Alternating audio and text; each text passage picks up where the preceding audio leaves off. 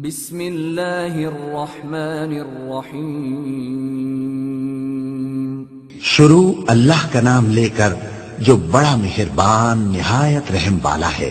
کاف ہا یا عین صاد، یہ تمہارے پروردگار کی مہربانی کا بیان ہے جو اس نے اپنے بندے زکریا پر کی تھی جب انہوں نے اپنے پروردگار کو دبی آواز سے پکارا اور کہا کہ اے میرے پروردگار، میری ہڈیاں بڑھاپے کے سبب کمزور ہو گئی ہیں اور سر سفید بالوں کی وجہ سے چمکنے لگا ہے، اور اے میرے پروردگار، میں تجھ سے مانگ کر کبھی محروم نہیں رہا، اور میں اپنے بعد اپنے بھائی بندوں سے ڈرتا ہوں، اور میری بیوی بانجھ ہے، پھر بھی مجھے اپنے پاس سے ایک وارث عطا فرما جو میری اور اولاد یعقوب کی میراث کا مالک ہو، اور اے میرے پروردگار، اس کو خوش اخلاق بنائیو۔ فرمایا اے زکریا، ہم تم کو ایک لڑکے کی بشارت دیتے ہیں جس کا نام یحییٰ ہوگا، اس سے پہلے ہم نے اس نام کا کوئی شخص پیدا نہیں کیا۔ انہوں نے کہا کہ پروردگار، میرے ہاں کس طرح لڑکا ہوگا جبکہ میری بیوی بانجھ ہے اور میں بڑھاپے کی اس حالت کو پہنچ گیا کہ سوکھ گیا ہوں۔ حکم ہوا کہ اسی طرح ہوگا۔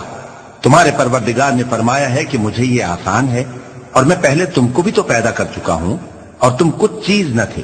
کہا کہ پروردگار، میرے لیے کوئی نشانی مقرر فرما۔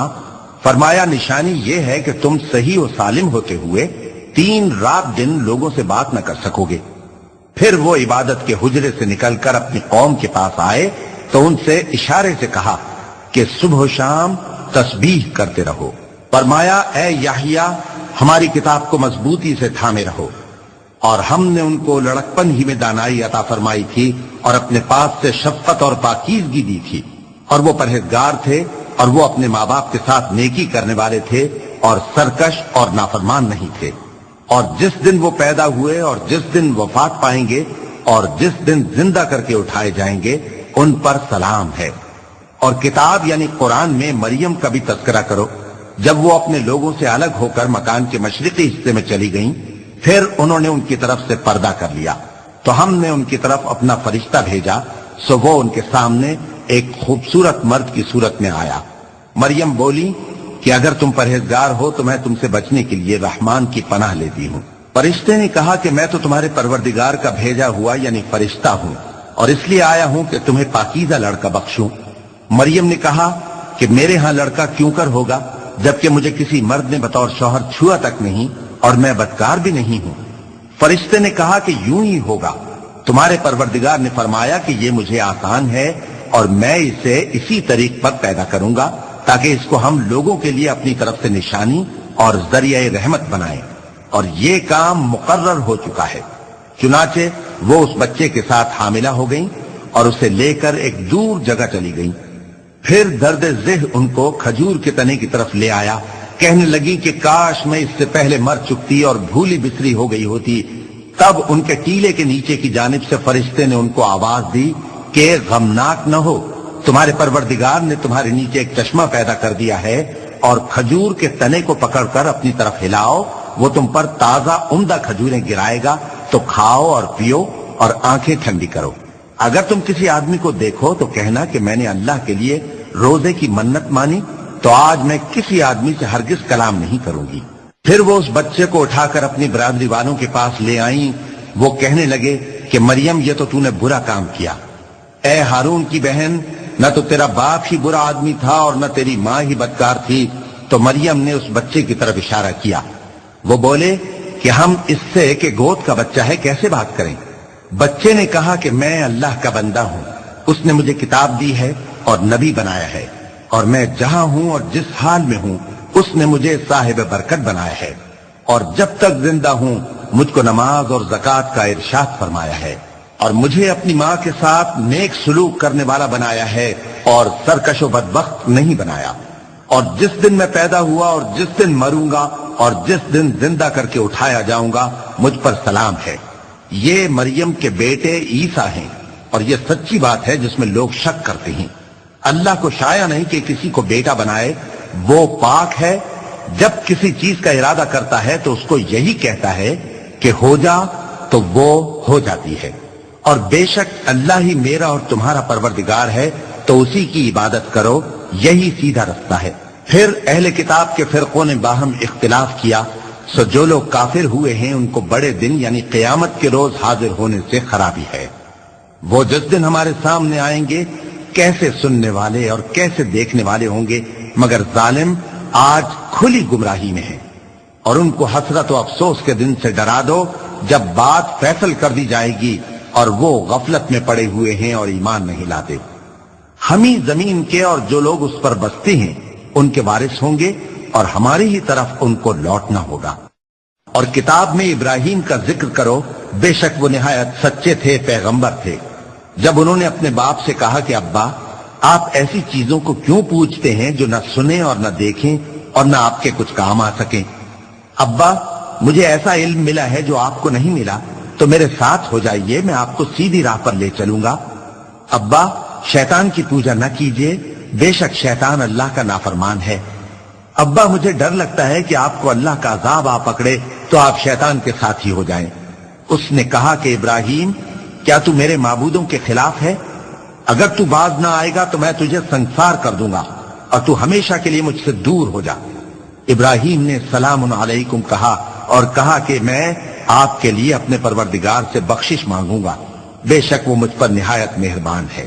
اور میں آپ لوگوں سے اور جن کو آپ اللہ کے سوا پکارا کرتے ہیں ان سے کنارہ کرتا ہوں اور اپنے پروردگار ہی کو پکاروں گا۔ امید ہے کہ میں اپنے پروردگار کو پکار کر محروم نہیں رہوں گا۔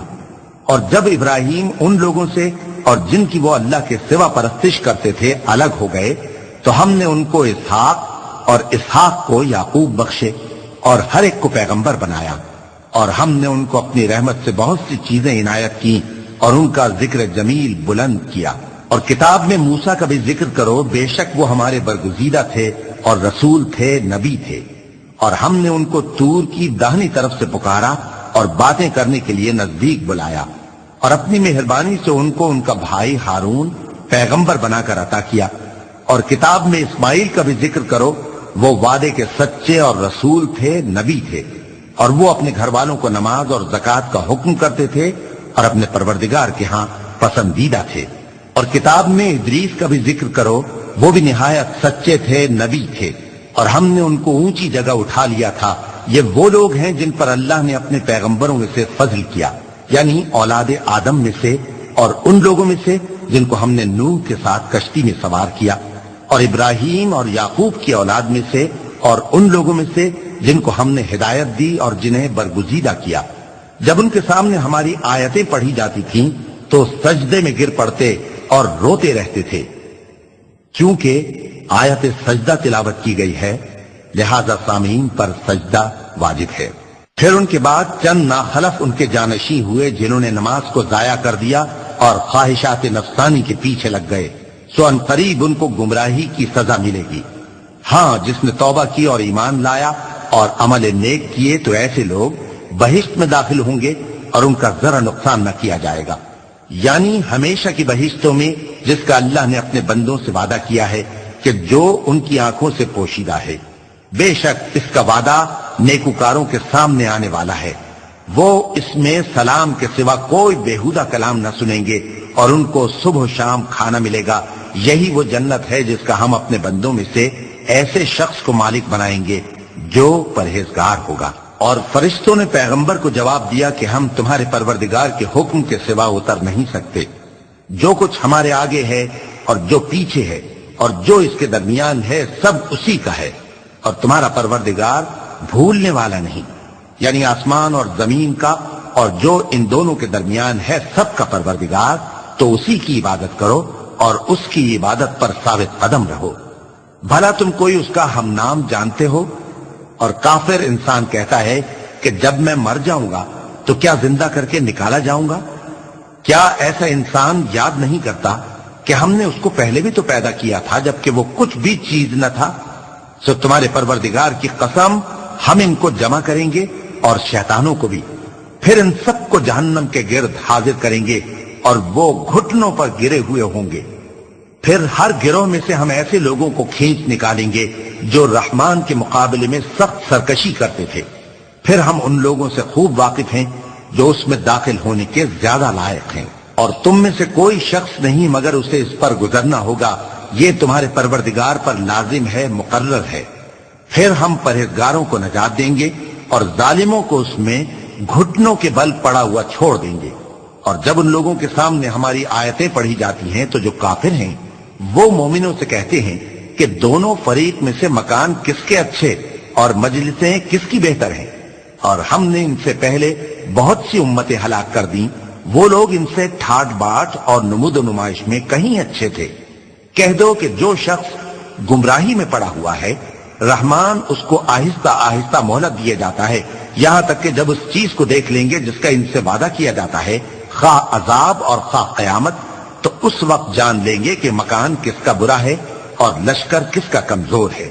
اور جو لوگ ہدایت یاب ہیں اللہ ان کو زیادہ ہدایت دیتا ہے، اور نیکیاں جو باقی رہنے والی ہیں وہ تمہارے پروردگار کے ہاں صلے کے لحاظ سے خوب اور انجام کے اعتبار سے بہتر ہیں۔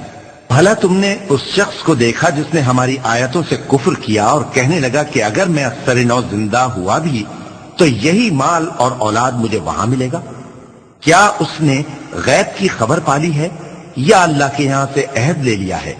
ہرگز نہیں، یہ جو کچھ کہتا ہے ہم اس کو لکھتے جاتے اور اس کے لیے آہستہ آہستہ عذاب بڑھاتے جاتے ہیں، اور جو چیزیں یہ بتاتا ہے ان کے ہم وارث ہوں گے، اور یہ اکیلا ہمارے سامنے آئے گا، اور ان لوگوں نے اللہ کے سوا اور معبود بنا لیے ہیں تاکہ وہ ان کے لیے موجب عزت ہوں۔ ہرگز نہیں، وہ معبود ان کی پرستش سے انکار کریں گے اور ان کے دشمنوں مخالف ہوں گے۔ کیا تم نے نہیں دیکھا کہ ہم نے شیطانوں کو کافروں پر چھوڑ رکھا ہے کہ وہ ان کو خوب اکساتے رہتی ہیں؟ تو تم ان پر عذاب کے لیے جلدی نہ کرو کہ ہم تو ان کے لیے دن شمار کر رہے ہیں۔ جس روز ہم پرہیزگاروں کو رحمان کے سامنے بطور مہمان جمع کریں گے اور گنہگاروں کو دوزخ کی طرف پیاسے ہانک لے جائیں گے، تو لوگ کسی کی سفارش کا اختیار نہ رکھیں گے مگر جس نے رحمان سے اقرار لے لیا ہو، اور کہتے ہیں کہ رحمان بیٹا رکھتا ہے۔ ایسا کہنے والوں، یہ تو تم بری بات زبان پر لاتے ہو۔ قریب ہے کہ اس جھوٹ سے آسمان پھٹ پڑے اور زمین شق ہو جائے اور پہاڑ پارا پارا ہو کر گر پڑے کہ انہوں نے رحمان کے لیے بیٹا تجویز کیا، اور رحمان کو شایع نہیں کہ کسی کو بیٹا بنائے۔ ہر شخص جو آسمانوں اور زمین میں ہے رحمان کے روبرو بطور بندہ ہی آئے گا۔ اس نے ان سب کو اپنے علم سے گھیر رکھا اور ایک ایک کو شمار کر رکھا ہے، اور یہ سب قیامت کے دن اس کے سامنے اکیلے اکیلے حاضر ہوں گے۔ اور جو لوگ ایمان لائے اور عمل نیک کیے رحمان ان کی محبت مخلوقات کے دل میں پیدا کر دے گا۔ اے پیغمبر صلی اللہ علیہ وآلہ وسلم، ہم نے یہ قرآن تمہاری زبان میں آسان بنا کر نازل کیا ہے تاکہ تم اس سے پرہیزگاروں کو خوشخبری پہنچا دو اور جھگڑالوؤں کو ڈر سنا دو، اور ہم نے ان سے پہلے بہت سے گروہوں کو ہلاک کر دیا ہے۔ بھلا تم ان میں سے کسی کو دیکھتے ہو یا کہیں ان کی بھنک سنتے ہو؟ صدق اللہ العظیم۔